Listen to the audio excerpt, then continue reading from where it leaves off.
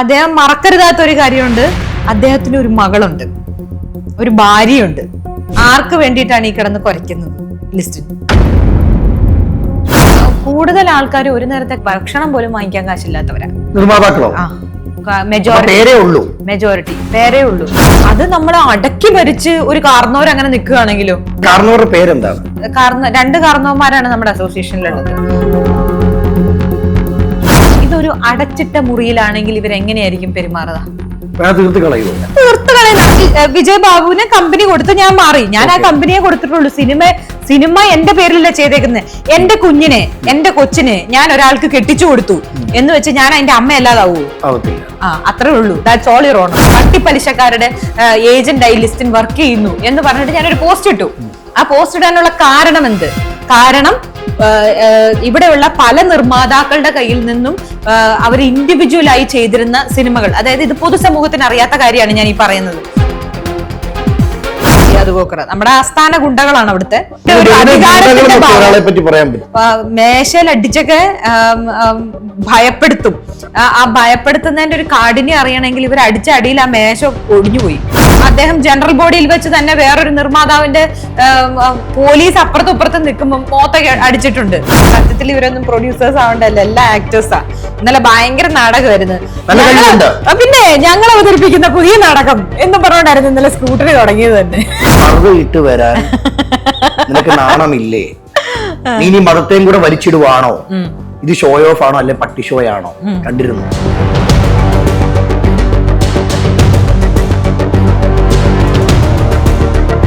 എല്ലാവർക്കും നമസ്കാരം. ഞാൻ അജിൻ മുറുകി. സെല്ലിലോഡിന്റെ മറ്റൊരു എപ്പിസോഡിലേക്ക് അവർക്ക് സ്വാഗതം. ഒരു വനിതയുടെ പോരാട്ടത്തിന്റെ കഥ.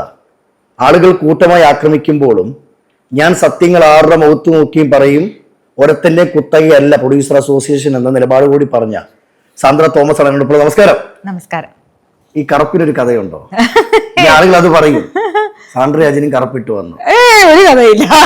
എനിക്ക് ഏറ്റവും ഇഷ്ടം കാര്യം കറുപ്പിട്ട അധികം തടി തോന്നിക്കത്തില്ലല്ലോ, അത് കാരണം കറുപ്പിടുന്നത്. എന്തൊക്കെയായി കൊച്ചു കേരളത്തിൽ നടക്കുന്നത്? അതായത് ഒറ്റയാൾ പോരാട്ടമാണ്, ശരിയാണ്. പക്ഷെ അത് കുറച്ച് നാള് കഴിയുമ്പം അത് മറ്റുള്ളവരുടെ ആയി മാറും. ഞാൻ കേട്ടൊരു കഥ, പ്രൊഡ്യൂസർ അസോസിയേഷനില് സാന്ദ്ര പറഞ്ഞു ഒറ്റയാൻ കാട് കയറിയിട്ടുണ്ടെന്ന് പറഞ്ഞേക്കാനല്ലേ? ഞാൻ പറഞ്ഞ എല്ലാ പാമ്പും ചേരയല്ല എന്നാണ് ഞാൻ പറഞ്ഞത്. കാര്യം പല നിർമ്മാതാക്കളെയും, അതായത് 316 പേരാണ് ഇന്ന് അസോസിയേഷനിലുള്ളത്. ആ സമയം ഒരു 9-10 വർഷം മുമ്പ് ഇവിടെ 610 ആൾക്കാരുണ്ടായിരുന്നു. തിരിച്ചു ചോദ്യം ചോദിക്കുന്ന എല്ലാവരെയും പുറത്താക്കിയിട്ടുണ്ട്. മിണ്ടാതിരുന്നോണം. അതാണ് അവിടുത്തെ രീതി. അതായത് രാജവാഴ്ചയാണ് അവിടെ നടന്നുകൊണ്ടിരിക്കുന്നത്. ആര് ശബ്ദം ഉയർത്തിയാലും അവരെ പുറത്താക്കുക എന്നൊരു രീതിയാണ്. ഇപ്പൊ പോലും ഈ അടുത്ത ഒരാള് അന്ന് വിനയൻ സാറിന്റെ കൂടെ നിന്നു എന്നുള്ളതിന്റെ പേരിൽ ഒരുപാട് പേര് പുറത്തായി പോയിട്ടുണ്ട്.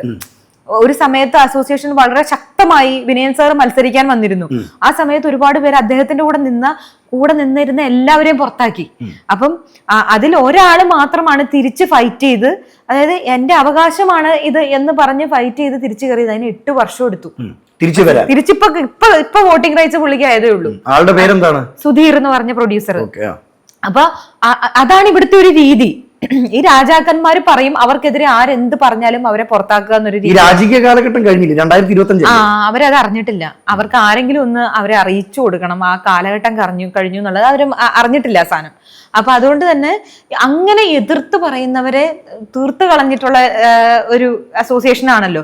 അതുകൊണ്ട് തന്നെയാണ് ഞാൻ അവരോട് മുഖത്ത് നോക്കി തന്നെ ഇന്നലെ പറഞ്ഞത്, എല്ലാ പാമ്പും ചേരയല്ല എന്ന് അവര് മനസ്സിലാക്കണമല്ലോ. എല്ലാവരും മിണ്ടാതിരിക്കുമെന്ന് അവർ വിചാരിക്കരുത്. എല്ലാവരും മിണ്ടാതെ പോകും. കാര്യം പല നിർമ്മാതാക്കളും കേസിന് കൊണ്ട് മുന്നോട്ട് പോകാത്തത് പൈസ ഇല്ലാത്തോണ്ടാ. പൊതുജനം കാണുമ്പോ ഇവര് നിർമ്മാതാവല്ലേ, ഇഷ്ടംപോലെ കാശുണ്ടാവും എന്ന് വിചാരിക്കും. അതല്ല അതിന്റെ സത്യാവസ്ഥ. അതൊരു തെറ്റിദ്ധാരണയാണോ? തെറ്റിദ്ധാരണയാണ്. ശരിക്കും അതിന്റെ റിയാലിറ്റി എന്താ? കൂടുതൽ ആൾക്കാർ ഒരു നേരത്തെ ഒരു നേരത്തെ ഭക്ഷണം പോലും വാങ്ങിക്കാൻ കാശില്ലാത്തവരാ നിർമ്മാതാക്കളോ? മെജോറിറ്റി പേരേ ഉള്ളൂ. മരുന്ന് വാങ്ങിക്കാൻ കാശില്ലാത്തവർ, അങ്ങനെ പല.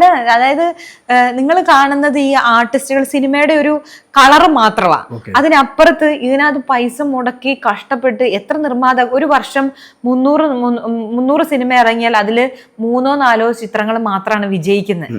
ബാക്കി എല്ലാം ഫ്ലോപ്പാ. അപ്പം ഈ നിർമ്മാതാക്കൾ മുഴുവൻ എവിടെ പോയി? അപ്പൊ ഇതാണ് നിർമ്മാതാക്കളുടെ സംഘടനയുടെ അവസ്ഥ. പറയുമ്പം ഞാൻ പ്രൊഡ്യൂസറാണ് എന്നൊക്കെ പറഞ്ഞു, പക്ഷെ പൈസ ഉണ്ടാക്കിയ എത്ര നിർമ്മാതാക്കളുണ്ട്? സാന്ദ്ര തോമസ് ഉണ്ടാക്കിയിട്ടുണ്ടല്ലോ. ഞാൻ ഉണ്ടാക്കിയിട്ടുണ്ട്, കോടികൾ ഉണ്ടാക്കിയിട്ടുണ്ട്. ഉണ്ട്, ഇല്ലാന്ന് ഞാൻ പറയുന്നില്ല, ഉണ്ടാക്കിയിട്ടുണ്ട്. അത് ഞാൻ തിരിച്ച് പ്രോപ്പർട്ടീസ് ആയിട്ടും അല്ലെങ്കിൽ സിനിമയിലോട്ടും ഒക്കെ തിരിച്ചിട്ടിട്ടുമുണ്ട്. എന്നാലും നിങ്ങളൊരു കൂട്ടുകുടുംബം അല്ലായിരുന്നു ഈ പ്രൊഡ്യൂസർ അസോസിയേഷൻ? പിന്നെ സംഭവിച്ചത് എന്തുവാ? അങ്ങനെ കൂട്ടുകുടുംബം എന്നൊന്നും പറയാൻ പറ്റത്തില്ല. നമ്മൾ ഏത് കമ്മ്യൂണിറ്റിയിലാണെങ്കിലും ആ കമ്മ്യൂണിറ്റിക്ക് അങ്ങോട്ടും ഇങ്ങോട്ടും ഒരു പരസ്പര സ്നേഹം ഉണ്ടാവുമല്ലോ. ആ സ്നേഹം എല്ലാ നിർമ്മാതാക്കളും തമ്മിൽ അങ്ങോട്ടും ഇങ്ങോട്ടും ഉണ്ട്. പക്ഷെ അത് നമ്മൾ അടക്കി ഭരിച്ച് ഒരു കാർന്നവരങ്ങനെ നിൽക്കുകയാണെങ്കിലോ, ആ കാർന്നവരോട് നമുക്ക് ഇഷ്ടമുണ്ട്, ഇഷ്ടമില്ലായില്ല, നമ്മുടെ കുടുംബാംഗം തന്നെയാണ്, ഇഷ്ടമില്ലായികയല്ല. പേരെന്താണ്? രണ്ട് കാർന്നവന്മാരാണ് നമ്മുടെ അസോസിയേഷനിലുള്ളത്. ഒന്ന് ശ്രീ ജി സുരേഷ് കുമാറും ഒന്ന് ശ്രീ സിയാദ് കോക്കറും. അപ്പൊ അതില് ഈ മൂത്ത കാർന്നവരായ ശ്രീ ജി സുരേഷ് കുമാറിനോട് ഇഷ്ടക്കുറവൊന്നുമില്ല എനിക്ക്. അതാ ഞാൻ പറഞ്ഞത്, നമ്മുടെ വീട്ടിലൊരു എന്താ പറയുക, ഈ കൂട്ടുകുടുംബത്തിൽ തന്നെ ഒരു അധികാര സ്ഥാനത്തിരിക്കുന്ന ഒരാളുണ്ടാവുമല്ലോ. അപ്പൊ അങ്ങനെ ഒരു വ്യക്തിയാണ് അദ്ദേഹം. അപ്പം അദ്ദേഹമാണ് എല്ലാം കൺട്രോൾ ചെയ്യുന്നത്, അദ്ദേഹവും സിയാദ് കോക്കറും. അപ്പം അദ്ദേഹത്തിനോട് എനിക്ക് ഇഷ്ടക്കുറവില്ല, പക്ഷെ അദ്ദേഹം ചെയ്യുന്ന പ്രവൃത്തികളോട് എനിക്ക് വിയോജിപ്പുണ്ട്. അത് ഞാൻ മുഖത്ത് നോക്കി പറഞ്ഞു, അതിനെ അംഗീകരിക്കാൻ അവർക്ക് കഴിഞ്ഞില്ല. അത് മറ്റാരും പറയാത്ത, പുരുഷന്മാരാരും പറയാത്തൊരു കാര്യം, ഒരു സ്ത്രീ, അതും പ്രായം കൊണ്ട് അവരെക്കാൾ ഒരുപാട് താഴ്ന്ന, എക്സ്പീരിയൻസ് കൊണ്ടും അവരെക്കാൾ ഒരുപാട് നിൽക്കുന്ന ഒരാള് മുഖത്ത് നോക്കി പറഞ്ഞതിൽ അവർക്ക് അംഗീകരിക്കാൻ പറ്റില്ല. അതെന്നോട് അത് നിങ്ങൾ കാണുന്നത് ഒരു അത്രയും മീഡിയക്കാർ അവിടെ കയറി നിൽക്കുമ്പോൾ അവർ ഇത്രയും ഇതെല്ലാം ലൈവ് പൊക്കോണ്ടിരിക്കുന്നു എന്നുള്ള ബോധ്യത്തിൽ നിന്ന് അറിയാതെ വയലന്റ് ആയി പോയ ആളാണ്. തോന്നിക്കാൻ കാരണം എന്താ? പക്ഷെ ഞാൻ ചോദിക്കട്ടെ, ഇതൊരു അടച്ചിട്ട മുറിയിലാണെങ്കിൽ ഇവരെങ്ങനെയായിരിക്കും പെരുമാറുക? തീർത്ത് കളയുന്ന അതിൽ എന്തുകൊണ്ട് സജി നന്ദിയായിട്ട് എന്ന് പറയുന്ന ആൾ എന്റെ അടുത്ത് വന്ന് നിന്ന് അദ്ദേഹം ഭയന്നു, എങ്ങാനും സുരേഷ് കുമാർ എന്നെ കയറി അടിച്ചാലോ എന്ന്. മാധ്യമങ്ങളൊക്കെ ഉണ്ടല്ലോ, മാധ്യമങ്ങൾ ഉള്ളത് കൊണ്ടാണ് അത് ചെയ്യാതിരുന്നത്. അപ്പോഴും വേറെ ഒരു കറുത്ത ഷർട്ട് ഇട്ട ഒരാൾ വന്ന് അദ്ദേഹത്തെ പിടിച്ചിരുത്തുന്ന കണ്ടോ, മിണ്ടരുത്, ലൈവാണ്, ഇരിക്കൂ എന്ന് പറഞ്ഞ് ഇരുത്തുന്നത് കണ്ടോ? അതില്ലെങ്കിൽ അദ്ദേഹം വയലന്റ് ആവും. ഒറ്റയ്ക്ക് കിട്ടി ഇവര് തീർത്ത് കളയുവോ? അതാണ് അവിടുത്തെ അവസ്ഥ. ഞാൻ എത്രയോ വട്ടം അവിടെ അങ്ങനെ ഇരുന്ന്, അതുകൊണ്ടാണല്ലോ ഞാൻ കംപ്ലൈന്റുമായിട്ട് മുന്നോട്ട് വന്നത്. ഏതൊരു സ്ത്രീയെയും, ഞാനെന്നല്ല, സ്ത്രീ എന്ന് വിടൂ, അവിടെ ഒരു ജെൻഡർ ഇല്ല, അവിടെ പുരുഷന്മാരെ അടക്കം അടിമകളാക്കി വെച്ചിരിക്കുകയാണ്. അവിടെ നമ്മളൊരു കാര്യമായിട്ട് ചെന്ന് കഴിഞ്ഞാൽ ഇവര് പറഞ്ഞ നമ്മൾ കേട്ടില്ലെങ്കിൽ നമ്മളെ തീർത്തു കളയാന്നുള്ള ഇതിലാണ് നിൽക്കുന്നത്. പിന്നെ ഇവരെല്ലാം പണം കൊണ്ടും ഇൻഫ്ലുവൻസ് കൊണ്ടും പൊളിറ്റിക്കൽ ഇൻഫ്ലുവൻസ് കൊണ്ടും എല്ലാം മുന്നിൽ നിൽക്കുന്ന ആൾക്കാരല്ലേ. ഇതിൽ രാഷ്ട്രീയക്കാർക്ക് പങ്കുണ്ടോ? രാഷ്ട്രീയക്കാർക്ക് പങ്കുണ്ടോ എന്ന് എനിക്കറിയില്ല, പക്ഷെ ഇവർക്ക് രാഷ്ട്രീയത്തിൽ സ്വാധീനമുള്ളത് കൊണ്ട് തന്നെ എല്ലാവർക്കും ഇവരെ ഭയമാണ്. ഞാൻ ഇതിനു മുമ്പ് അവിടെ ഒരു കത്ത് കൊടുത്തതിനകത്ത് ഞാൻ പറഞ്ഞു, ഈ അധികാര സ്ഥാനത്തിരിക്കുന്നവർ രാഷ്ട്രീയ പാർട്ടികളിൽ സജീവമായി നിൽക്കുന്ന ആളുകളാണെങ്കിൽ ഇവിടെ അധികാര സ്ഥാനത്ത് ഇരിക്കരുത്. ഒരു പൊളിറ്റിക്കൽ ഇൻഫ്ലുവൻസ് ഇതിനകത്ത് ഉണ്ടാവരുത്, ഒരു നിഷ്പക്ഷത ഇല്ലാണ്ടായി മാറും അങ്ങനെ വരുമ്പോ. അപ്പം അന്ന് ആ കത്ത് വായിച്ച സമയത്ത് എല്ലാരും കൂടെ പറഞ്ഞു, ഇത് സുരേഷ് ഏട്ടനെ ഉദ്ദേശിച്ചാണ്, സുരേഷ് ഏട്ടനെ. അപ്പം ഞാൻ സുരേഷ് ഏട്ടനെ മാത്രമല്ല ഉദ്ദേശിക്കുന്നത്, ശ്രീ ആന്റോ ജോസഫ് കോൺഗ്രസിന്റെ അടുത്ത് ഇവിടെ ഏതോ വൈപ്പിനിലോ ഈരാറ്റുപേട്ടയിലോ ഏറ്റുമാനൂർ അങ്ങോട്ട് മത്സരിക്കാൻ പോകുന്ന സ്ഥാനാർത്ഥിയാണ്. മനസ്സിലായി? എല്ലാവരും ഓരോ രാഷ്ട്രീയ പാർട്ടികളിൽ സജീവമായി നിൽക്കുന്ന ആൾക്കാരാണ്. അങ്ങനെയുള്ളവര് ഇങ്ങനത്തെ സംഘടനകളിൽ വന്ന കാര്യം അവർ ഇൻഫ്ലുവൻസ്ഡ് ആവും ഉറപ്പായിട്ടും. ഇന്ന് ഭയമുണ്ടോ? എന്തിനാ ഞാൻ ഭയക്കുന്നത്? ഞാൻ എൻ്റെ ശരിക്ക് വേണ്ടിയിട്ടല്ലേ ഫൈറ്റ് ചെയ്യുന്നത്. അതിന് ഞാൻ ആരെ ഭയക്കണം? എനിക്കൊരു ഭയവും ഇല്ല. അവരാണ് എന്നെ ഭയക്കേണ്ടത്. ഞാൻ ഒറ്റയ്ക്ക് നെഞ്ചും പിരിച്ച് നിൽക്കുന്ന ഒരു സ്ത്രീയാണ്. അവരാണ് എന്നെ ഭയക്കുന്നത്. നീ ആരാടാ എന്ന് ചോദിച്ചാൽ അവരതിന് ഉത്തരം പറയണം. ചോദിക്കും ആരോടും? ഞാൻ ചോദിക്കും, ഞാൻ എന്തിനു ഭയക്കണം? ഞാൻ തെറ്റ് ചെയ്തിട്ടില്ലെങ്കിൽ ഞാൻ എന്തിനു ആരെ ഭയക്കണം? എന്നാൽ ഈ സാൻഡ്രയെ മാത്രം ഇവർ ഒരുമിച്ച് നിന്നിട്ട് ആക്രമിക്കാൻ കാരണം എന്താ?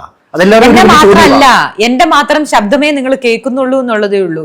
നിങ്ങൾ ആ ഇലക്ഷൻ വരുമ്പോൾ നിങ്ങൾക്ക് മനസ്സിലാവും. ഞാൻ അവിടെ മത്സരിക്കുന്നുണ്ടെങ്കിൽ നിങ്ങൾക്ക് മനസ്സിലാവും അവിടെ എത്ര പേരെ അവര് ഭയപ്പെടുത്തി മിണ്ടാതാക്കി നിർത്തിയിട്ടുണ്ടെന്നുള്ളത്. ഈ ഇലക്ഷന് അവർക്ക് ഭയമുണ്ടോ? അതുകൊണ്ടല്ലേ എന്റെ നോമിനേഷൻ അവർ തള്ളാൻ നോക്കുന്നത്. അല്ലെ അവർക്ക് അതിന്റെ ആവശ്യമുണ്ടോ? എന്തിനാണ് നോമിനേഷൻ തള്ളി? ഇതിന്റെ അർത്ഥം തന്നെ ഞാൻ ധാർമ്മികമായി ജയിച്ചു കഴിഞ്ഞു. ഞാൻ ജയിച്ചു കഴിഞ്ഞു. കാര്യം ഇലക്ഷന് നിന്നാൽ അവർ തോക്കുമെന്ന് അവർക്ക് ഉത്തമ ബോധ്യം ഉള്ളതുകൊണ്ടാണ് അവർ ഈ പരിപാടി കാണിച്ചത്. ഈ ഇലക്ഷന് നിന്നാൽ തോക്കുമെന്ന് അവർക്ക് പറയാൻ കാരണം എന്തോ അല്ലെ സാന്ദ്ര ഇപ്പം പറഞ്ഞു? കാര്യം 99% ആൾക്കാരും എന്നെ സപ്പോർട്ട് ചെയ്യുന്നവരാണ് അസോസിയേഷനിലുള്ളത്. ഓവർ കോൺഫിഡൻസ് ആണെന്ന് തോന്നുന്നുണ്ട്. മനുഷ്യരാണ് മറക്കും. എനിക്കറിയാലോ, എന്റെ നിർമ്മാതാക്കളുടെ സംഘടനയിൽ എന്റെ കുടുംബത്തിലെ ആൾക്കാരെ എനിക്ക് അറിഞ്ഞൂടെ. അവര് എല്ലാവരും മാനസികമായി എന്റെ കൂടെ നിൽക്കുന്നവരാണ്. സാന്ദ്ര, ഈ കുടുംബത്തിലെ ആൾക്കാർ കൂടെ ഉണ്ടെന്ന് പറയുമ്പോഴും ഈ പ്ലേറ്റ് മാറാൻ ഒരു സെക്കൻഡ് മതിയായിരിക്കാം. എല്ലാവർക്കും കുടുംബവും വീടും മക്കളും എല്ലാം ഉള്ളവരാണ്. ഞാൻ എന്തിനു വേണ്ടിയിട്ടാണ് ഈ സംസാരിക്കുന്നതെന്ന് എല്ലാവർക്കും അറിയാം. അവർക്കെല്ലാ അനുഭവങ്ങളുള്ളവരാണ്.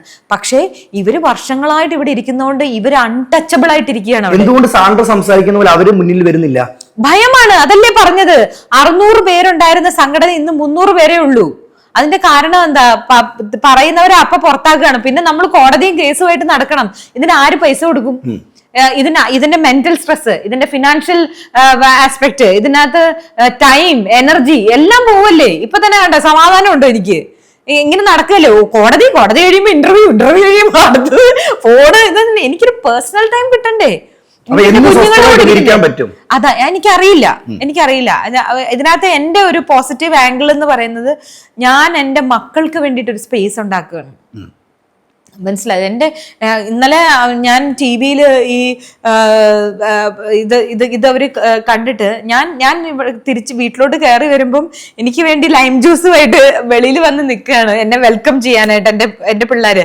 അപ്പം ഇവിടെ അവര് TV-യിൽ എന്നെ കാണിക്കുമ്പോ അവരെന്റെ പ്ലെക്കാർഡും പിടിച്ച് നിൽക്കുക. മനസ്സിലായി? ഒരു അമ്മ എന്നുള്ളതിൽ ഞാൻ വളരെ പ്രൗഡാണ്. എന്റെ മക്കള് എന്നെ ഒരു ഫൈറ്റ് ചെയ്യുന്ന അമ്മേനെയാണ് കണ്ടേക്കുന്നത്. എന്റെ റൈറ്റ്സിന് വേണ്ടിയിട്ടാണ് ഞാൻ ഫൈറ്റ് ചെയ്യുന്നത്.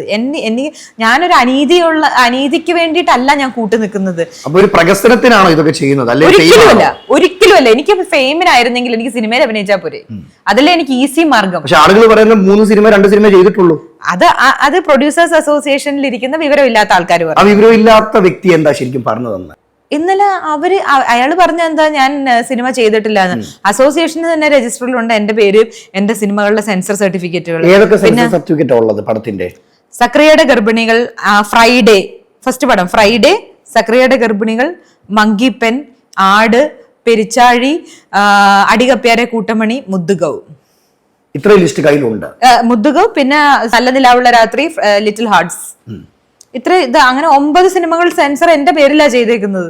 അവരെന്താ പറയുന്നത്? അവർക്ക് അത് അംഗീകരിക്കാൻ പറ്റത്തില്ല. അവരെടുത്ത് നോക്കാൻ പോലും തയ്യാറാവുന്നില്ലല്ലോ. അതിന്റെ കാരണം എന്താണെന്ന് ഞാൻ ചോദിക്കുന്നത്. അതിന്റെ കാരണം ഞാൻ നിന്നാൽ അവർ ഇലക്ഷന് തോക്കും. അതാണ് അതിന്റെ കാരണം. അതല്ലാതെ വേറൊരു കാരണവുമില്ല. ഞാനതല്ലേ ചോദിച്ചത്. അതുപോലെ തന്നെ വിശാഖിന്റെ 2 ബാനറുകൾ ചെയ്തേക്കുന്നതാണ്. വിശാഖിനെ അവർ അംഗീകരിച്ചു. കലാസംഘം ഹംസയെ അവർ അംഗീകരിച്ചു. 2 ബാനർ ചെയ്തേക്കുന്നതാണ്. എന്നെ മാത്രം അംഗീകരിക്കാൻ പറ്റില്ല. ഇവർ പറയുന്ന കാരണം എന്താ? അവര് പറയുന്ന കാരണം, ഞാൻ എന്റെ കമ്പനിയിൽ നിന്നും, അതായത് ഫ്രൈഡേ ഫിലിമോസ് എന്ന കമ്പനിയിൽ നിന്നും ഞാൻ മാറി എന്നുള്ളതാണ്. വിജയ് ബാബുവിന് കമ്പനി കൊടുത്ത് ഞാൻ മാറി. ഞാൻ ആ കമ്പനിയെ കൊടുത്തിട്ടുള്ളൂ. സിനിമ എന്റെ പേരിലല്ല ചെയ്തേക്കുന്നത്. എന്റെ കുഞ്ഞിനെ, എന്റെ കൊച്ചിനെ ഞാൻ ഒരാൾക്ക് കെട്ടിച്ചു കൊടുത്തു എന്ന് വെച്ച് ഞാൻ അതിന്റെ അമ്മ അല്ലാതാവൂ? അത്രേ ഉള്ളൂ. That's all your owner. അതിലൊരു മാറ്റമില്ലല്ലേ? ഇല്ല. കൊച്ചും പറയണം എന്റെ അമ്മയെന്ന്.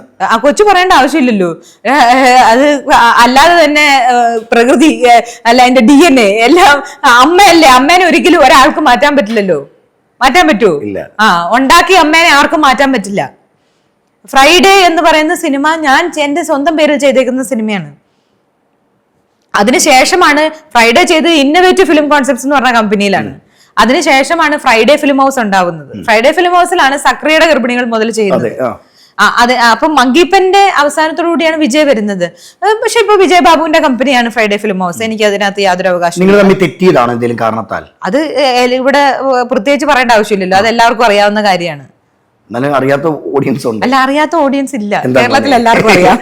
ഞങ്ങൾ തമ്മിൽ ആ സമയത്ത് ഒരു അഭിപ്രായ വ്യത്യാസം ഉണ്ടായിരുന്നു. അത് പരിഹരിച്ചതുമാണ്. അത് കഴിഞ്ഞു. അതിന് ഇവിടെ ചർച്ച ചെയ്യേണ്ട ആവശ്യമില്ല. ഈ ലിസ്റ്റിൽ സ്റ്റീഫനുമായിട്ട് എന്തെങ്കിലും ഇഷ്യൂ ഉണ്ടോ? ലിസ്റ്റിനുമായിട്ട് എനിക്ക് പേഴ്സണലി എന്ത് ഇഷ്യൂ? ഒരു ഇഷ്യൂ ഇല്ല. പക്ഷെ ലിസ്റ്റ് എന്താണ്? പേഴ്സണലി മാധ്യമങ്ങളല്ലല്ലോ കൊട്ടിഘോഷിക്കുന്നത്, നമ്മൾ തന്നെയല്ലേ അങ്ങോട്ടും ഇങ്ങോട്ടും സംസാരിച്ചതൊക്കെ എല്ലായിടത്തും വന്നിരിക്കുന്നത്. അതിന്റെ കാരണം ലിസ്റ്റിനെ തന്നെ നിങ്ങൾ ശ്രദ്ധിച്ചു നോക്കിയാൽ അറിയാം. എന്റെ പരാതി പോയതിന് ശേഷവും, അതായത് ഞാൻ SIT കംപ്ലൈന്റ് ചെയ്തതിന് ശേഷവും ഇവരെല്ലാം എനിക്ക് അഗേൻസ്റ്റ് ആയപ്പോഴും ഞാൻ ലിസ്റ്റിനെ സപ്പോർട്ട് ചെയ്ത് പറയുന്നുണ്ട്. ഒറ്റയ്ക്ക് വഴിവെട്ടി വന്നവനാണ് ലിസ്റ്റിൻ എന്ന്. എനിക്ക് ലിസ്റ്റിനോട് റെസ്പെക്ട് ഉള്ള ഒരാളാണ്, സ്നേഹമുള്ള ഒരാളാണ്, ഞാൻ ഒരു ആസ് എ ഫ്രണ്ട് ഇഷ്ടപ്പെടുന്ന ഒരാളാണ്. എനിക്ക് ഭയങ്കര, ഞങ്ങൾ 2010 മുതൽ ഫ്രണ്ട്സ് ആണ്. പക്ഷേ ലിസ്റ്റിൻ ഇന്ന് ഈ ഇൻഡസ്ട്രി വെട്ടിപ്പിടിക്കാൻ കാണിക്കുന്ന പല പ്രവൃത്തികളും ശരിയായ രീതിയിലല്ല. അതൊക്കെ കണ്ടുപിടിക്കേണ്ടത് പോലീസും മീഡിയയും അങ്ങനെയുള്ള കാര്യങ്ങളാണ്. അതിനകത്തേക്ക് ഞാൻ ഇടപെടുന്നില്ല. അതൊക്കെ EDയും അങ്ങനെയുള്ള ഗവൺമെന്റ് സംവിധാനങ്ങളുണ്ട് അതിന്. അത് അവര് കണ്ടുപിടിക്കട്ടെ, അത് അവർ അന്വേഷിക്കട്ടെ, എന്താണ് ഈ പൈസയുടെ സോഴ്സ് എന്താണെന്നും എന്താണ് ഇത് ചെയ്യുന്നതെന്നൊക്കെ. അതിനകത്തേക്ക് ഞാൻ കടക്കുന്നില്ല.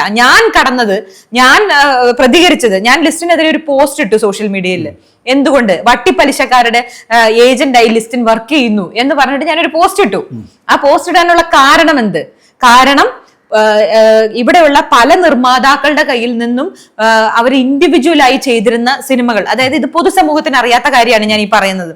പല നിർമ്മാതാക്കളും ഇവിടെ ഒരു സിനിമ എടുത്തിട്ട് അത് വിൽക്കാൻ പറ്റാതെ പൊതിയാ തേങ്ങ പോലെ വെച്ചുകൊണ്ടിരിക്കുകയാണ്. ഞാൻ അടക്കമുള്ള പ്രൊഡ്യൂസേഴ്സിന്റെ കാര്യമാണ് പറയുന്നത്. അതായത് സാറ്റലൈറ്റ് പോകുന്നില്ല, ഡിജിറ്റൽ പോകുന്നില്ല, ഒന്നും പോകുന്നില്ല. അപ്പം എടുത്ത പടം അങ്ങനെ തന്നെ ഇരിക്കുക. നമ്മുടെ കയ്യിൽ നിന്നുള്ള ഫുൾ പൈസയും പോയിട്ട് ഇങ്ങനെ ഇരിക്കുന്ന സമയത്ത് ഒരു സാറ്റലൈറ്റ് ചാനലിന്റെ പേര് ഞാൻ പറയുന്നില്ല, ഒരു ചാനൽ വരുന്നു, ഈ സിനിമകൾ എടുക്കാന്ന് കമ്മിറ്റ് ചെയ്യുന്നു. പല നിർമ്മാതാക്കളുടെ കയ്യിൽ നിന്നായിട്ട് ഇൻഡിവിജ്വൽ പ്രൊഡ്യൂസേഴ്സ് അവർ സിനിമകൾ എടുക്കാൻ കമ്മിറ്റ് ചെയ്യുന്നു, എഗ്രിമെന്റ് ആവുന്നു, എല്ലാം ആവുന്നു. ലാസ്റ്റ് എഗ്രിമെന്റ് സൈൻ ചെയ്യുന്ന സമയം വന്നപ്പോഴേക്കും അവര് പറയാണ് ഞങ്ങൾക്ക് എടുക്കാൻ പറ്റത്തില്ല, ബിക്കോസ് ഫണ്ട് തീർന്നു പോയി. അപ്പൊ എന്താണ് കാരണം? എന്താണ് ഫണ്ട് തീർന്നു പോയേ? പെട്ടെന്ന് ഒരു ചാനൽ മുന്നോട്ട് വന്നതിൽ നിന്ന് പിന്നോട്ട് മാറിയതിന്റെ കാരണം എന്താണെന്ന് അറിയണ്ടേ? അത് അന്വേഷിച്ചു പോയപ്പോഴാണ് അറിയുന്നത് ലിസ്റ്റിൻ സ്റ്റീഫൻ കൊണ്ടുപോയി അദ്ദേഹത്തിന്റെ പടവും അദ്ദേഹത്തിന്റെ പോകാതെ കിടക്കുന്ന പടങ്ങളും അദ്ദേഹം ഫണ്ട് ചെയ്തിരിക്കുന്ന, അതായത് പലിശ കൊടുത്ത് പുള്ളിയുടേതായി മാറിയ പല സിനിമകളും ഉണ്ടല്ലോ, ഇതെല്ലാം കൂടെ ചേർത്ത് പുള്ളി കൊണ്ടുപോയി വിറ്റു. അപ്പൊ എന്ത് പറ്റി? ഈ ഇൻഡിവിജ്വൽ ആയിട്ട് വിൽക്കാൻ പടം കൊടുക്കാനായിട്ടിരുന്ന എല്ലാ നിർമ്മാതാക്കളും ശശി ലിസ്റ്റിൻ പടം കൊടുത്തോട്ടെ, പടം കൊടുക്കുന്ന അയാൾ ഒരു നിർമ്മാതാവാണ്, അതിനകത്ത് നമുക്ക് ഒരു അഭിപ്രായ വ്യത്യാസവും ഇല്ല. പുള്ളിയുടെ 2-3 പടം കൊടുത്തോട്ടെ, അതിൽ അഭിപ്രായ വ്യത്യാസമില്ല. പക്ഷെ നശിപ്പിക്കുന്ന രീതിയിൽ, മറ്റു നിർമ്മാതാക്കളെ കൊലവിളിക്കുന്ന രീതിയിൽ എന്തിനാണ് അസോസിയേഷന്റെ തന്നെ ഒരു അധികാര സ്ഥാനത്തിരുന്നുകൊണ്ട് ചെയ്യുന്നത്? അസോസിയേഷൻ ട്രഷററായി ഇരുന്നുകൊണ്ട് ആ മേഖലയിൽ ഇരിക്കാൻ പോവല്ലേ? അത് അസോസിയേഷന്റെ ട്രഷററായി ഇരുന്നുകൊണ്ട് ആ സ്ഥാനത്തെ ഉപയോഗിച്ചുകൊണ്ടാണ് ആ ചെയ്തത്. ആ സ്ഥാനത്തെ ഉപയോഗിച്ചുകൊണ്ടാണ് ആ പോകാതെ കിടന്നിരുന്ന പടങ്ങളെല്ലാം കൊണ്ട് ഇരട്ടി വിലയ്ക്ക് വിൽക്കുകയും എന്നിട്ട് പല നിർമ്മാതാക്കളുടെ കയ്യിൽ നിന്നും തുച്ഛമായ വിലയ്ക്ക് അവരോട് പറഞ്ഞിട്ട് ഈ പറയുന്ന സാറ്റലൈറ്റ് ചാനലിൽ അതിന്റെ ഇരട്ടി പൈസയ്ക്ക് വിൽക്കുകയും ചെയ്തു. സാൻഡ്ര ഇപ്പോഴും പറയുന്നത് എനിക്ക് വ്യക്തിപരമായിട്ട് ആരോടും ഒരു ശത്രുത ദേഷ്യവും ഇല്ല. പക്ഷെ ഒരു സ്ഥാനത്തിരിക്കുമ്പം ഈ പരിപാടി കാണിക്കല്ലേ? ഒരു സ്ഥാനത്തിരിക്കുമ്പം എപ്പോഴും അത് നമ്മൾ കൊടുക്കാൻ തയ്യാറായിട്ട് വേണം നിൽക്കാൻ. മനസ്സിലായോ? ഒരു രാഷ്ട്രീയ പ്രവർത്തനം എന്ന് പറയുന്നത് എന്താ? മറ്റുള്ളവർക്ക് വേണ്ടി സെർവിങ്, അത് മറ്റുള്ളവർക്ക് വേണ്ടി പ്രവർത്തിക്കല. അത് ഈ പറയുന്ന സംഘടനകളിലാണെങ്കിലും ആ അധികാര സ്ഥാനത്ത് ഇരിക്കുമ്പോൾ അവർ ചെയ്യേണ്ടത് നമ്മളെ കൊണ്ട് ചെയ്യാൻ പറ്റുന്ന കാര്യങ്ങൾ, പറ്റാവുന്നതിലും കൂടുതൽ കാര്യങ്ങൾ മറ്റു നിർമ്മാതാക്കൾക്ക് വേണ്ടി ചെയ്തു കൊടുക്കുക വേണ്ടേ? അല്ലാതെ ആ സ്ഥാനത്ത് ഉപയോഗിച്ചുകൊണ്ട് ഞാൻ മാക്സിമം ഉപയോഗിക്കാം എന്ന് പറഞ്ഞ് സെൽഫിഷ് ആയിട്ട് ഇരിക്കുകയല്ല വേണ്ടേ. ലിസ്റ്റിൽ നിന്ന് അതാ ചെയ്യുന്നത്. ഈ ലിസ്റ്റിന്റെ വളർച്ചയിൽ സാൻഡ്ര അസൂയപ്പെടുന്നുണ്ടോ? എനിക്ക് എന്തിനാ അസൂയ? ഒരാൾ നന്നാവുന്നതിൽ സന്തോഷിക്കല്ലേ വേണ്ടേ? പ്രത്യേകിച്ച് എന്റെ ഫ്രണ്ട് എന്നുള്ള രീതിയിൽ ഈ അടുത്ത് വരെ ഞാനല്ലേ പറഞ്ഞത് ഒറ്റയ്ക്ക് വഴിവെട്ടി വന്നവനാന്ന്. ആ അസൂയുള്ളതാണ്. എനിക്കത് പറയേണ്ട കാര്യമുണ്ടോ? ഞാൻ ഏറ്റവും കൂടുതൽ ലിസ്റ്റിന്റെ വളർച്ചയിൽ സന്തോഷിച്ച ഒരു വ്യക്തിയാണ്. എനിക്കിഷ്ടമാണ് ലിസ്റ്റിനെ പോലുള്ള ആൾക്കാരെ. എനിക്കിഷ്ടമാണ് സ്വന്തമായിട്ട്, അതായത് ഒരു ബാക്കപ്പും ഇല്ലാതെ സ്വന്തമായിട്ടാണ് ഇവിടം വരെ എത്തിയത്. അതുകൊണ്ട് തന്നെ ഞാൻ അദ്ദേഹത്തെ ഇഷ്ടപ്പെടുന്നു, റെസ്പെക്ട് ചെയ്യുന്നു.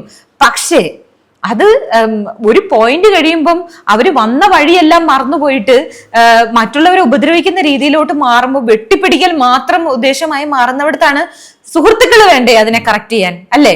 നമ്മുടെ കുടുംബത്തിൽ ഒരാൾ തെറ്റ് ചെയ്താൽ, അല്ലെ നമ്മുടെ ഏറ്റവും അടുത്തൊരു സുഹൃത്ത് തെറ്റ് ചെയ്താൽ അത് ആ സുഹൃത്തുക്കൾ അതിനെ ചൂണ്ടിക്കാണിക്കണം. ഞാൻ അതാ ചെയ്തേ. ഞാൻ ഒരു സുഹൃത്ത് എന്നുള്ള നിലയിൽ ഞാൻ എന്റെ ഫ്രണ്ടിനെ കറക്റ്റ് ചെയ്യാണ് ചെയ്തേക്കുന്നത്. പക്ഷെ ആ വാക്കുകൾ കേൾക്കാൻ അവർ തയ്യാറാകുന്നില്ലെങ്കിലോ? അത് അവരുടെ ഇതാണ്. ഓരോരുത്തരുടെയും എനിക്ക് അവരുടെ മനസ്സിൽ കയറിയിരുന്ന അവരോട് അവരുടെ ഉള്ളിൽ തോന്നലുണ്ടാക്കാൻ എനിക്ക് പറ്റില്ല. ഇത്ര സുഹൃത്തുക്കളെ സ്നേഹിക്കുന്ന സാന്ദ്രയെ എത്ര സുഹൃത്തുക്കൾ സഹായിക്കാനുണ്ടായിരുന്നു? ആരുമില്ലായിരുന്നു. അങ്ങനെ എന്നെ ആക്ച്വലി സപ്പോർട്ട് ചെയ്യുന്ന ഒരുപാട് ആൾക്കാരുണ്ട്. പക്ഷെ പരസ്യമായി മുന്നോട്ട് വരണ്ട എന്നുള്ളത് തന്നെയാണ് എൻ്റെ അഭിപ്രായം. അതിന്റെ കാരണം ഒന്നാമത്തെ കാര്യം, ഇവര് മുന്നോട്ട് വരുമ്പോൾ തന്നെ അവരെ ഉപദ്രവിക്കും. ഓക്കെ, അവരെ ഉപദ്രവിക്കുമ്പം മാനസികമായി ഞാൻ തളരും. മനസ്സിലായോ? അത് എന്നെ കൂടുതൽ ഇതിപ്പോ ഞാൻ ശക്തയായി നിൽക്കുന്നത് എന്തുകൊണ്ടാ? ഞാൻ ഒറ്റയ്ക്കായതുകൊണ്ടാ. എന്റെ കൂടെ ആള് വരികയും അവരെ ഇവർ ഇൻഫ്ലുവൻസ് ചെയ്യുകയും അവരെ ഇവർ മാനസികമായി തളർത്തുകയും ചെയ്യുന്ന സമയത്ത് ഞാൻ തളരും. കാരണം നമ്മൾ അവരെ വിശ്വസിച്ചു പോയി.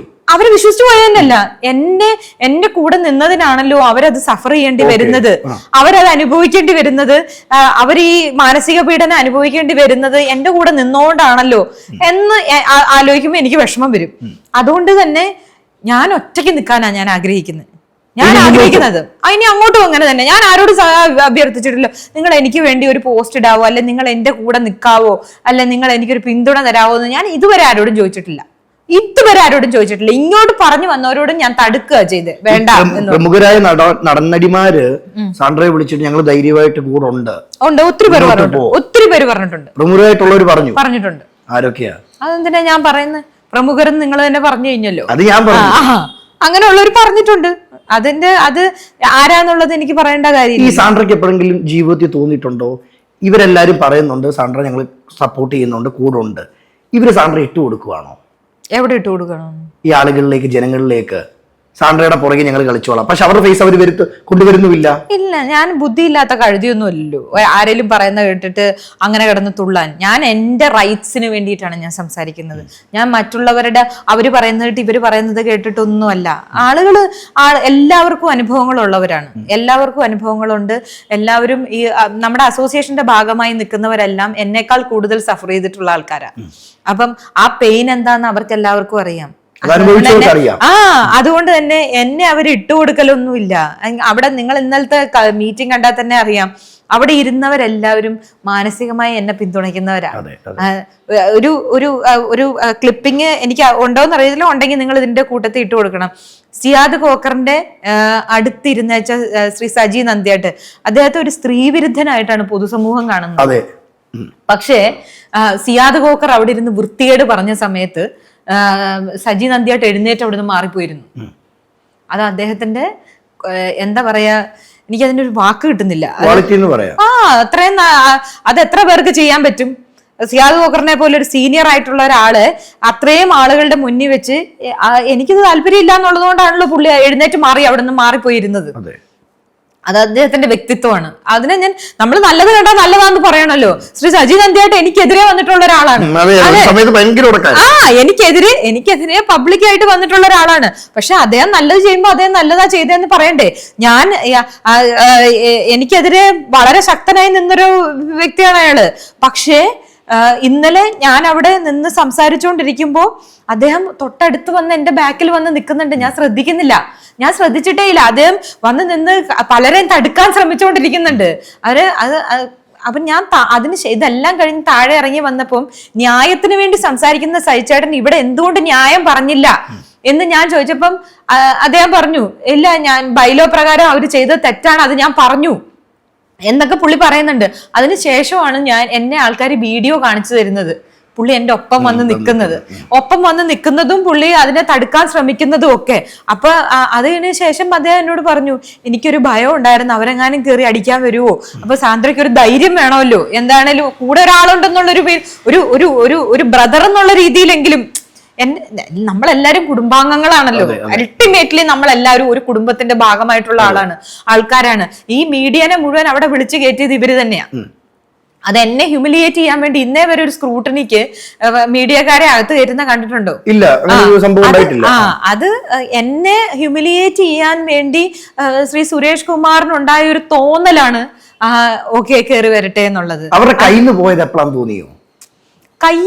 അവർക്ക് കയ്യിൽ നിന്ന് പോയത് മീഡിയക്കാരെ വിളിക്കുന്നു, അവർ സംസാരിക്കുന്നു. ഇവരുടെ കയ്യിൽ നിന്ന് പോയത് ഞാൻ പ്രതികരിച്ചപ്പോൾ അവർക്ക് ഉത്തരവില്ലാണ്ടായി. പ്രത്യേകിച്ച് അതിന്റെ റിട്ടേണിംഗ് ഓഫീസർക്ക് ഉത്തരവില്ലാണ്ടായി. അവിടെയാണ് സുരേഷ് കുമാറിന് കയറി പ്രതികരിക്കേണ്ടതായി വന്നത്. റിട്ടേണിംഗ് ഓഫീസർ ഉത്തരം മുട്ടി അദ്ദേഹത്തിന് സംസാരിക്കാൻ പറ്റുന്നില്ല എന്ന് മനസ്സിലായപ്പോഴാണ് സുരേഷ് കുമാർ കയർത്തതും. അതേപോലെ തന്നെ സിയാദ് ഖോക്കർ, നമ്മുടെ ആസ്ഥാന ഗുണ്ടകളാണ് അവിടുത്തെ. അവര് എപ്പോഴും അവരുടെ ഒരു അധികാരത്തിന്റെ ഭാവം അത് എന്താണെന്നറിയോ, അത് നിങ്ങൾ അവിടെ ഞങ്ങൾ ഇപ്രാവശ്യം കൊടുത്തേക്കുന്ന കത്തിനകത്തൊക്കെ അത് പറഞ്ഞിട്ടുണ്ട്. അവിടെ മേശയിൽ അടിച്ചൊക്കെ ഭയപ്പെടുത്തും. ആ ഭയപ്പെടുത്തുന്നതിന്റെ ഒരു കാഠിന്യം അറിയണമെങ്കിൽ ഇവർ അടിച്ച അടിയിൽ ആ മേശ ഒടിഞ്ഞുപോയി. വലിയ ടേബിളാന്ന് ആലോചിക്കണം, ആ മേശ പൊട്ടിപ്പോയി. അപ്പൊ ഒന്ന് ആലോചിച്ച് നോക്കി എന്ത് രീതിയിലുള്ള ഭയപ്പെടുത്തലാണ് അവിടെ നടത്തുന്നത് എന്നുള്ളത്. അത് പിന്നെ പുള്ളി എന്തോ ക്രിമിനൽ കേസിലെ പ്രതിയൊക്കെ ആയിരുന്നല്ലോ. അതിന്റെ പണ്ട് ഇതൊക്കെ ചെയ്തിട്ടുണ്ടെന്നുള്ള ഇതിൽ ഇപ്പോഴും പുള്ളി അതിൽ തന്നെ വിശ്വസിച്ച് നിൽക്കുകയാണ്. അതുകൊണ്ട് എല്ലാരും എന്നെ പറഞ്ഞ അതിനു മുമ്പ് അവിടെ അദ്ദേഹം ജനറൽ ബോഡിയിൽ വെച്ച് തന്നെ വേറൊരു നിർമ്മാതാവിന്റെ പോലീസ് അപ്പുറത്തും ഇപ്പുറത്തും നിൽക്കുമ്പോൾ മോത്തൊക്കെ അടിച്ചിട്ടുണ്ട്, ചെവുക്കുറ്റി നോക്കി അടിച്ചിട്ടുണ്ട്. അപ്പം അദ്ദേഹം അവിടെ ഉപദ്രവിക്കില്ല എന്ന് പറയാൻ പറ്റില്ല. അപ്പുറത്തും ഇപ്പുറത്തും പോലീസ് നിൽക്കുന്ന പോലീസിന്റെ അകമ്പടിയോടുകൂടി വന്ന ഒരു നിർമ്മാതാവിനെ എല്ലാവരുടെയും മുന്നിൽ വെച്ച് അടിച്ചിട്ടുണ്ട്. അപ്പൊ ഇതാണ് ഇവരുടെ കാടത്തം, ഇതാണ് ഇവരുടെ ഇത്. അതുകൊണ്ട് തന്നെ ഓക്കെ, എനിക്ക് ആരെയും അടിക്കാനും പേടിയില്ല, എനിക്ക് ആരെയും ഉപദ്രവിക്കാനും പേടിയില്ല എന്ന് പറഞ്ഞ് നിൽക്കുന്ന ആളുകളാണ്. അവരുടെ മുന്നിൽ ഒരു സ്ത്രീ നെഞ്ചി മിരിച്ച് നിൽക്കുന്ന കണ്ടപ്പോ അവര് ഭയന്നു, അത്രേ ഉള്ളൂ. യാത്രയൊക്കെ ഒറ്റയ്ക്കാണോ ഇപ്പൊ? അങ്ങനെ എനിക്ക് ഭയമൊന്നുമില്ല. ചാവുന്നെങ്കിൽ ചാവട്ടെ, എല്ലാരും മരിക്കുമല്ലോ ഒരു ദിവസം, എല്ലാരും ഒരു ദിവസം മരിക്കും. അങ്ങനെ അവര് വന്ന് കൊല്ലുന്നെങ്കിൽ കൊല്ലട്ടെ. എന്നോട് എല്ലാരും ചോദിക്കുന്ന, അവര് തന്നെ പലപ്പോഴും ചോദിച്ചിട്ടുണ്ട്, പേടിയില്ലേ, അല്ല അതിലെ ഒറ്റയ്ക്ക് എവിടെയും പോരുത്, അല്ല അത് ചെയ്യരുത്. എന്തിനാ പേടിക്കുന്നേ? ഈ പറയുന്ന ഇതേ ആൾക്കാർക്ക് തന്നെ വീടും കുടുംബവും മനുഷ്യരും മക്കളും എല്ലാം ഉള്ളവരല്ലേ. എനിക്ക് അവരോടൊക്കെ സത്യം പറഞ്ഞ ഉള്ളിന്റെ ഉള്ളിൽ സ്നേഹമുണ്ട്. എനിക്ക് എല്ലാരും, ഞാൻ പറഞ്ഞില്ലേ, നമ്മുടെ വീട്ടിലൊരാള് എത്ര നമ്മളോട് അധികാരവും ഇതെല്ലാം കാണിച്ചെന്ന് പറഞ്ഞാലും ഒരു ഒരു ഒരു ഒരു മൂത്ത സ്ഥാനത്തിരിക്കുന്ന ഒരു ചേട്ടൻ എന്നൊക്കെയുള്ള നിലയിൽ പ്രത്യേകിച്ച് സുരേഷ് ചേട്ടനോട് എനിക്ക് ഇഷ്ടമുണ്ട്. നമുക്ക് പറയാതിരിക്കാൻ പറ്റത്തില്ല, ഇഷ്ടമുണ്ട്. പക്ഷെ അദ്ദേഹം ഇന്നലെ കൈ ചൂണ്ടി എഴുന്നേറ്റ് എന്നെ ഭയപ്പെടുത്താൻ ശ്രമിച്ചപ്പോഴാണ് ഞാൻ അദ്ദേഹത്തിന് നേരെ എന്നോട് കൈ ചൂണ്ടണ്ട എന്ന് ഞാൻ പറയേണ്ടി വന്നത്. പക്ഷെ അല്ലെങ്കിൽ സുരേഷ് ഏട്ടൻ എന്ന് പറയുന്ന വ്യക്തിയോട് എനിക്ക് ഇഷ്ടമുണ്ട്. പക്ഷെ നമ്മുടെ നേരെ ആവശ്യമില്ലാതെ അന്ന് സുരേഷ് ഏട്ടൻ എന്നെ ശകാരിച്ചോട്ടെ, ഞാൻ കേട്ടിട്ടുണ്ട്. ഇപ്പൊ ഇതാണെങ്കിൽ സിയാദിക്ക ആണെങ്കിലും എന്നെ ശകാരിച്ചിട്ടുണ്ട്. ഇപ്പൊ ഞാൻ തെറ്റ് ചെയ്താൽ അവരെന്നെ ശകാരിച്ചോട്ടെ, ഞാനത് കേൾക്കാൻ ഞാൻ തയ്യാറാണ്. എന്നെക്കാൾ ഒരുപാട് വയസ്സിന് മൂത്താണ്, എന്നെക്കാൾ എക്സ്പീരിയൻസ് കൊണ്ട് അവർ ഒരുപാട് ഇതാണ്, അതൊക്കെ ഞാൻ അംഗീകരിക്കുന്നു. പക്ഷെ ഒരു അന്യായത്തിന്റെ കൂടെ അവർ നിൽക്കും, ഒരു അന്യായമായ രീതിയിൽ എന്നെ പുറത്താക്കുകയും ചെയ്തവിടത്താണ് ഞാൻ പ്രതികരിച്ചത്. അത് ഇതിനു മുമ്പും അത് തന്നെയാണ് ഉണ്ടായത്. അപ്പോഴൊക്കെ അവർ ഈ അധികാരവും അവരുടെ പവറും എല്ലാം ഉപയോഗിച്ച് എന്നെ തളർത്താനും, എന്നെന്നല്ല അവിടെ വരുന്ന ജെൻഡർ വ്യത്യാസമില്ലാതെ, സ്ത്രീ പുരുഷ വ്യത്യാസമില്ലാതെ പലരെയും മാനസികമായി തളർത്തിയും അവരെ ഇല്ലാണ്ടാക്കാനും ഒക്കെ ശ്രമിച്ച് അതവരുടെ ഭാഗം, അവരുടെ ശീലമായി മാറി. അതാണ് ഒരു പോയിന്റ് കഴിഞ്ഞപ്പോൾ മീഡിയനെ ഇന്നലെ അവർ മറന്നുപോയത്. എനിക്ക് അത്ഭുതമില്ല, എനിക്ക് അവരെന്തായാലും അങ്ങനെയൊക്കെ തന്നെയല്ലേ പറയുള്ളൂ, അങ്ങനെ തന്നെയല്ലേ. അതുകൊണ്ട് അത് തന്നെയാണല്ലോ അവർ ഇന്നലെ അവിടെ വന്ന് ഭയങ്കര ഡ്രാമ കളിച്ച്. സത്യത്തിൽ ഇവരൊന്നും പ്രൊഡ്യൂസേഴ്സ് ആവണ്ടല്ലോ, എല്ലാ ആക്ടേഴ്സാ. ഇന്നലെ ഭയങ്കര നാടകം വരുന്നത്. പിന്നെ ഞങ്ങൾ അവതരിപ്പിക്കുന്ന പുതിയ നാടകം എന്നും പറഞ്ഞുകൊണ്ടായിരുന്നു ഇന്നലെ സ്ക്രൂട്ടറി തുടങ്ങിയത് തന്നെ. ആ ഒരു ഇതിലായിരുന്നു. പക്ഷെ സ്ക്രിപ്റ്റ് ചെറുതായിട്ടൊന്ന് പൊളിഞ്ഞു. അതെന്താണെന്നറിയോ, എല്ലാത്തിന്റെയും മുകളിൽ ഒരു ശക്തിയുണ്ട് എന്നതിന്റെ തെളിവാണ് ഇന്നലെ അവരുടെ സ്ക്രിപ്റ്റ് പൊളിഞ്ഞത്. ഇത്രയും തിരക്കിനിടയ്ക്ക് ഇപ്പൊ തന്നെ നമ്മൾ ഇന്റർവ്യൂവിന് വന്നപ്പം ഒരു 100 കോളുകളാണ് വരുന്നത്. കമന്റ് ഒക്കെ വായിക്കാറുണ്ടോ? വായിക്കാറുണ്ട്. ഈ വായിച്ച കമന്റ് വിട്ടുപോയൊരു കമന്റ് ഓർമ്മപ്പെടുത്തിക്കോട്ടെ. പർദ്ദയിട്ട് വരാൻ നിനക്ക് നാണമില്ലേ? നീ മതത്തെയും കൂടെ വലിച്ചിടുവാണോ? ഇത് ഷോ ഓഫ് ആണോ അല്ലെ പട്ടി ഷോ ആണോ? കണ്ടിരുന്നോ? അല്ല, അങ്ങനെയുള്ള കമന്റ്, അങ്ങനെയുള്ള പല കമന്റ്സും കണ്ടു. ഇങ്ങനെ എക്സാക്ട്ലി ഇങ്ങനെയല്ല, പക്ഷെ ഈ പർദ്ദയിട്ട് ഇന്നലെ എന്ത് പറ്റി പർദ്ദയ്ക്ക്, ഇങ്ങനെ പർദ്ദയിട്ട് അത് ഞാൻ കണ്ടില്ല. പക്ഷെ അങ്ങനെയുള്ള അതിനെ പറ്റിയുള്ള ചോദ്യങ്ങളൊക്കെ ഞാൻ കണ്ടിരുന്നു. അത് എന്താന്ന് വെച്ചാൽ അന്ന് ഞാൻ പർദ്ദ ഇടാനുണ്ടായിരുന്ന ഒരു റീസണും കൂടെ നിങ്ങൾ മനസ്സിലാക്കണം. എന്തുകൊണ്ടാണ് ഞാൻ ഈ പറയുന്ന ഇലക്ഷൻ ഓഫീസറെ പോയി കണ്ടു. അതായത് എന്റെ ഞാൻ നോമിനേഷൻ കൊടുത്താലും തള്ളും, എനിക്ക് നിയമസാധ്യത ഇല്ല എന്നൊക്കെ പറഞ്ഞ് ഇവര് എല്ലാവരിലേക്കും ഇങ്ങനെ സ്പ്രെഡ് ചെയ്ത സമയത്ത് ഇതെന്താ, ഒന്നാമത്തെ കാര്യം ഞാൻ ആദ്യമായിട്ട് ഇലക്ഷന് നിൽക്കുകയാണ്. അപ്പൊ അത് എന്താണെന്ന് അറിയാൻ വേണ്ടി ഞാനും എൻ്റെ സുഹൃത്തായ മറ്റൊരു നിർമ്മാതാവും ഷീല കുര്യൻ എന്ന് പറഞ്ഞിട്ട് ഞങ്ങൾ രണ്ടുപേരും കൂടെ പോയി അദ്ദേഹത്തെ വീട്ടിൽ പോയി കണ്ടു. അപ്പം അദ്ദേഹം എൻ്റെ അടുത്ത് പറഞ്ഞു, ഞാൻ 2 സിനിമകളെ ചെയ്തിട്ടുള്ളൂ, അപ്പൊ അതുകൊണ്ട് ഞാൻ പറഞ്ഞു, സാർ ഞാൻ 2 സിനിമയെ ചെയ്തിട്ടുള്ളൂ എന്ന് സാറിന് എങ്ങനെ അറിയാം? ഞാൻ വന്നപ്പോ തന്നെ സാറിന് അങ്ങനെ പറയണമെങ്കിൽ അപ്പൊ അത് സാറിനെ ആരോ ഇൻഫോം ചെയ്ത് വെച്ചിട്ടുണ്ടല്ലോ ഓൾറെഡി. അപ്പൊ പറഞ്ഞു, അല്ല അതെനിക്ക് അറിയാം. ഞാൻ പറഞ്ഞു, എങ്ങനെ സാറിന് അറിയാം 2 ചെയ്തിട്ടുള്ളൂ എന്ന്? അപ്പൊ സാർ മങ്കിപ്പൻ എന്ന് പറഞ്ഞ സിനിമ കേട്ടിട്ടുണ്ടോ? ആട്, അടികപ്പിയാരെ കൂട്ടമണി, ഫ്രൈഡേ, ഇതൊക്കെ ഞാൻ ചെയ്ത സിനിമകൾ തന്നെയാ. എന്നിട്ട് 3 സിനിമകളുടെ സെൻസർ സർട്ടിഫിക്കറ്റ് എടുത്ത് കാണിച്ചു കൊടുത്തപ്പോ അദ്ദേഹം മനഃപൂർവ്വം ആദ്യത്തെ എന്റെ പേര് വായിക്കാതെ സാൻഡ്ര തോമസ് ഫ്രൈഡേ ഫിലിമോസ് എന്ന് കിടക്കുന്നു, അപ്പൊ അത് വായിക്കാതെ ഫ്രൈഡേ ഫിലിമോസ് എന്ന് വായിക്കുന്നു. അപ്പൊ ഞാൻ പറഞ്ഞു, സാർ ആദ്യം എഴുതിയേക്കുന്ന വായിക്കൂ. അപ്പൊ പിന്നെ നിവൃത്തിയില്ലാതായി. അദ്ദേഹം പിന്നെ 3 പേരും 3 സെൻസർ സർട്ടിഫിക്കറ്റും വായിച്ചു കഴിഞ്ഞ് എന്നോട് പറഞ്ഞു, സാൻഡ്ര, ഈ കാര്യത്തിൽ സാൻഡ്രയുടെ ഭാഗത്താണ് 100% ശരി, അതെനിക്കറിയാം, പക്ഷെ എനിക്ക് വേറെ നിവൃത്തിയില്ല എന്നാ വ്യക്തി പറഞ്ഞു കഴിഞ്ഞപ്പം ഞാൻ നിസ്സഹായയായി പോയി. മനസ്സിലായോ? ഞാൻ അദ്ദേഹത്തിന്റെ മുന്നിരുന്ന്, എനിക്ക് അദ്ദേഹത്തിന്റെ ഭാര്യയാണ് ഉണ്ടായിരുന്നത്, എനിക്ക് അവരുടെ മുന്നിരുന്ന് കരയേണ്ടതായി വന്നു. ഞാൻ എന്തുകൊണ്ട് ഈ ഫൈറ്റ് ചെയ്യുന്നു? ഞാൻ അനുഭവിച്ച പെയിൻ എന്താ? അത് എനിക്ക് അവരുടെ മുന്നിരുന്നത് എനിക്കത് പറയേണ്ടി. അപ്പൊ എനിക്ക് എൻ്റെ മുന്നിൽ തന്നെ എൻ്റെ ഭാഗത്ത് സത്യം ഉണ്ടായിട്ടും നീതി ഉണ്ടായിട്ടും അത് എൻ്റെ മുന്നിൽ നിഷേധിക്കപ്പെടുകയാണ്. മനസ്സിലായോ? ഞാൻ ശരിയാണെന്ന് അദ്ദേഹത്തിന് വ്യക്തമായിട്ട് അറിയാം. അതുകൊണ്ടാണ് ഇന്നലെ അദ്ദേഹം മിണ്ടാതിരിക്കുന്നത് കണ്ടില്ലേ? അത് അദ്ദേഹത്തിന് വ്യക്തമായിട്ട് അറിയാം ഞാൻ ശരിയാണെന്ന്, എന്റെ ഭാഗത്ത് ന്യായമുണ്ടെന്നും അറിയാം. പക്ഷെ അദ്ദേഹം അത് നിഷേധിക്കുകയാണ്. അവർക്ക് വേണ്ടി അത് ചെയ്യണം. സങ്കടമില്ലേ? അതല്ല ഞാൻ അവിടെ ഇരുന്ന് കരഞ്ഞു എന്ന് ഞാൻ പറഞ്ഞത്. അത് എനിക്ക് ഞാൻ അത് പിന്നെ ഒരു പ്രായമുള്ള എൻ്റെ ഒരു അപ്പച്ചൻ്റെ സ്ഥാനത്ത് നിൽക്കുന്ന ആ ഒരു പ്രായമുള്ളൊരു ആൾക്കാരാണ് അവർ, ഭാര്യയും ഭർത്താവും. അപ്പം അതുകൊണ്ട് തന്നെ ഞാൻ അവരോട് ഉള്ളു തുറന്ന് ഞാൻ പറഞ്ഞു എന്തൊക്കെയാ സംഭവിച്ചത്. അപ്പൊ അവരെൻ്റെ അടുത്ത് പറഞ്ഞു, ശരിയാണ്, എല്ലാം ശരിയാണ്, പക്ഷെ എന്ത് ചെയ്യാൻ പറ്റും, ഇതാണ് അവസ്ഥ. അപ്പൊ അവസാനം ഞങ്ങൾ രണ്ടുപേരും ഇറങ്ങാൻ നേരം പറഞ്ഞത്, സാറിന്റെ മനസാക്ഷിക്ക് അനുസരിച്ച് സാർ ചെയ്യൂ, ഇതിൽ കൂടുതൽ ഒന്നും എനിക്ക് പറയാനില്ല എന്ന് പറഞ്ഞിട്ടാണ് ഞാൻ അവിടെ നിന്ന് ഇറങ്ങിയത്. പിന്നെ ഞാൻ വീട്ടിൽ വന്നതിന് ശേഷം എൻ്റെ മമ്മി എൻ്റെ അടുത്ത് പറഞ്ഞു, ഇവന്മാരുടെയൊക്കെ അടുത്ത് പോണേ പർദ്ദയിട്ടേ പോകാൻ പറ്റുള്ളല്ലോ എന്ന് പറഞ്ഞു. അത് കാഷ്വലി പറഞ്ഞൊരു കാര്യമാണ്. അപ്പോഴാണ് ഞാൻ ആലോചിച്ചത്, ശരിയാണല്ലോ, ഞാൻ എങ്ങനെ എൻ്റെ പ്രൊട്ടസ്റ്റ് കാണിക്കും? ഞാൻ എൻ്റെ പ്രതിഷേധം, എന്നോട് ചെയ്യുന്ന അനീതി, ഈ അനീതി ഞാൻ എങ്ങനെ വെളിയിലോട്ട് കാണിക്കും? എങ്ങനെ ഞാൻ ഇത് ശരിയല്ല എന്ന് ഞാൻ എങ്ങനെ അറിയിക്കും? എൻ്റെ പ്രതിഷേധത്തിന്റെ ഭാഗമായിട്ടാണ് അന്ന് ഞാൻ ആ പർദ്ദയിട്ട് പോയത്. ഏതെങ്കിലും ഒരാൾ ആഗ്രഹിക്കുവോ അങ്ങനെ ഒരു എന്താ പറയാ, അത് ഇപ്പൊ പർദ്ദ എന്നല്ല, ഒരു വേഷം, നമ്മളല്ലാത്തൊരു വേഷം നമ്മൾ ധരിച്ചുകൊണ്ട് ഒരു സ്ഥലത്ത് പോകാനായിട്ട് ഇല്ല. ഞാൻ ചെയ്ത എന്റെ പ്രൊട്ടസ്റ്റിന്റെ ഭാഗമായിട്ടാ. എനിക്ക് എങ്ങനെ ആ തൊലിക്കെട്ടി കിട്ടിയെന്ന് എനിക്ക് തന്നെ അറിയത്തില്ല. അന്ന് ഞാൻ വേറൊരു വ്യക്തിയായിരുന്നു. എനിക്കത് അന്ന് പോലും മീഡിയക്കാര് പലരും അത് വേറൊരു രീതിയിൽ ഡൈവേർട്ട് ചെയ്യുന്ന രീതിയിൽ എന്നോട്, ഞാൻ മുസ്ലിം സമുദായത്തെ അങ്ങനെയൊന്നും കൂട്ടുപിടിക്കുകയല്ല. ഞാൻ നേരെ അവരെനിക്കെതിരാവുന്നാ ഞാൻ പ്രതീക്ഷിച്ചത്. അവരുടെ ഒരു വസ്ത്രത്തെ ഞാൻ മിസ്യൂസ് ചെയ്യുന്ന രീതിയിലാവുമോ എന്നൊക്കെയാണ് ഞാൻ വിചാരിച്ചിരുന്നത്. മനസ്സിലായോ? അല്ലാതെ അത് പ്രൊമോട്ട് ചെയ്യുന്ന രീതിയിലാവും എന്നല്ല ഞാൻ വിചാരിച്ചത്. ഞാൻ വിചാരിച്ചത് ഓക്കെ, അവരെങ്ങാനും എനിക്കെതിരാവോ, അങ്ങനെയാ ഞാൻ വിചാരിച്ചത്. അപ്പം അവരെന്നോട് ചോദിക്കുന്നു, ഇത് ഇങ്ങനെ അങ്ങനെയെല്ലാം ചോദിക്കുന്നു. അപ്പൊ എനിക്ക് ബൈബിളിലെ സാറയുടെ കാര്യം മനസ്സിലേക്ക് വരുന്നു. ഞാനല്ല സംസാരിച്ചതൊന്നും, എനിക്കെന്തോ പരകായ പ്രവേശം നടന്നതുപോലെ ഇപ്പൊ ആലോചിക്കുമ്പോ ഞാൻ തന്നെയാണോ അന്നിന്ന് സംസാരിച്ചത്? എനിക്ക് എവിടുന്ന് കിട്ടി അതൊക്കെ? എനിക്ക് എങ്ങനെ അത് പറയാൻ പറ്റി എന്നൊക്കെ ഞാൻ ആലോചിക്കാറുണ്ട്. അപ്പൊ അതൊക്കെ ഒരു ശക്തി, എന്തോ ഒരു ശക്തി ഉണ്ട്. ആരുമില്ലാത്തവർക്ക് ദൈവമാണ് ശക്തി. ആ ശക്തിയാണ് ഈ പറഞ്ഞ പോലെ അന്ന് പർദ്ദയിട്ട് പോയപ്പോഴും എന്റെ കൂടെ ഉണ്ടായിരുന്നത്.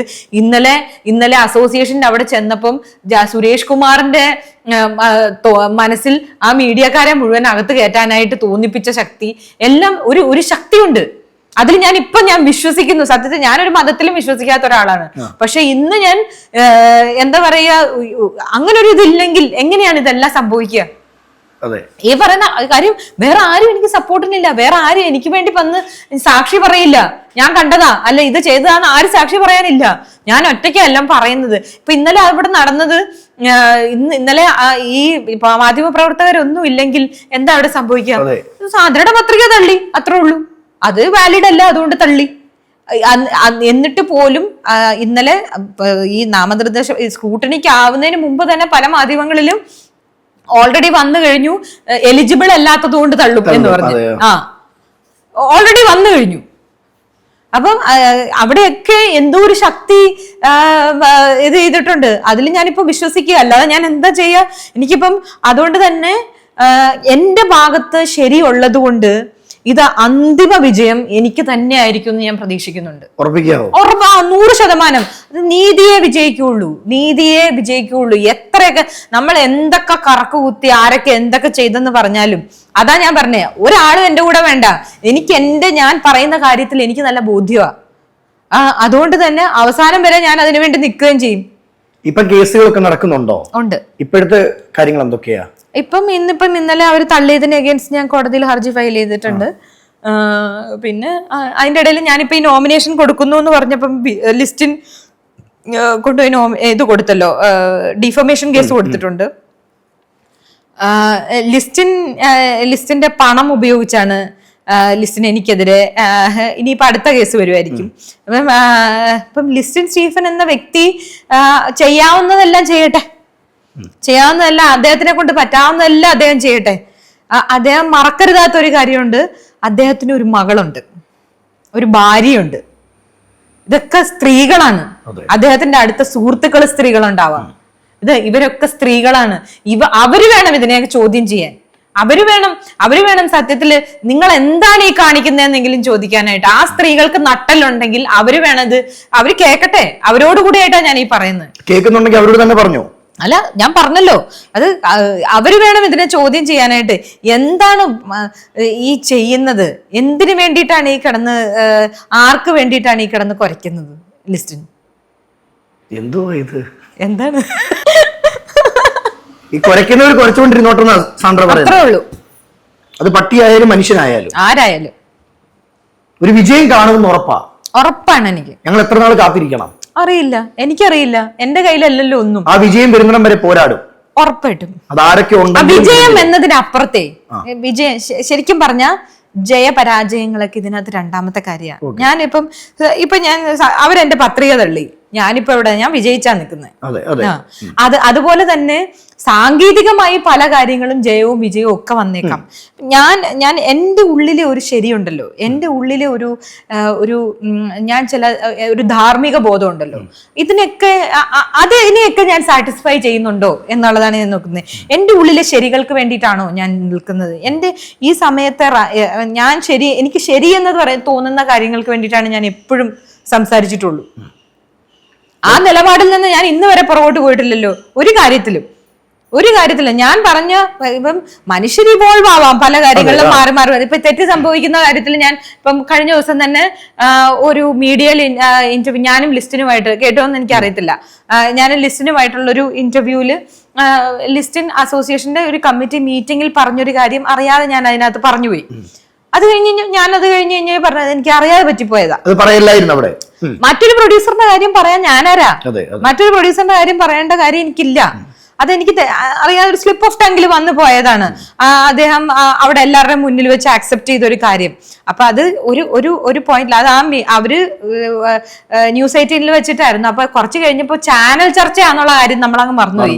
ഞാനും ലിസ്റ്റിനും തമ്മിൽ ഒരു കോൺവെർസേഷൻ ആയി മാറി. ആ കോൺവെർസേഷന്റെ ഇടയിൽ ആണ് ഞാനിത് പറയുന്നത്. പറഞ്ഞു കഴിഞ്ഞപ്പോ ലിസ്റ്റിന് ഉടനെ കയറി, ലിസ്റ്റിനത് ഓർമ്മയുണ്ടല്ലോ ചാനലാണെന്നുള്ള, ഉടനെ ലിസ്റ്റിൻ പറയേ എപ്പോ അങ്ങനെ സാധനമേ നടന്നിട്ടില്ല എന്ന് പറയുമ്പോഴാണ് ഞാനത് പറയാൻ പാടില്ലായിരുന്നു എന്ന് എനിക്ക് തോന്നിയത്. അത് തെറ്റ് പറ്റുന്നത് ആക്സെപ്റ്റ് ചെയ്യാനായിട്ട് അപ്പൊ സാൻഡ്ര, ഒരുപാട് സന്തോഷം. വിജയത്തിന് വേണ്ടി നമ്മൾ എല്ലാവരും കൂടെ ഉണ്ട്. ശരിക്കും സാൻഡ്ര ഇങ്ങനെ ഒരു പെൺപുലി എന്ന് തന്നെ പറയാം. നട്ടലുള്ള പെൺപുലിയായി മുന്നോട്ടിറങ്ങുമ്പോൾ ഒരുപാട് പെൺകുട്ടികൾക്ക് ഒരു പ്രചോദനം കേട്ടോ. ആവട്ടെ, തുടക്കം പറഞ്ഞ പോലെ ഭയങ്കര സന്തോഷമാണ്. ഇത് രാജകീയ ഭരണം ഒന്നുമല്ല. അതെ, പറയാനുള്ള സ്വാതന്ത്ര്യം സ്ത്രീക്കും പുരുഷനും ഉണ്ട്. സാൻഡ്ര, അപ്പം ഇതുപോലെ തന്നെ പെൺപുലിയായി പോവാ, ആ കാട് കയറി ആന തകർക്കങ്ങ്. മുന്നോട്ടുള്ള ജീവിതത്തിൽ എല്ലാവിധ ആശംസകളും. Thank you.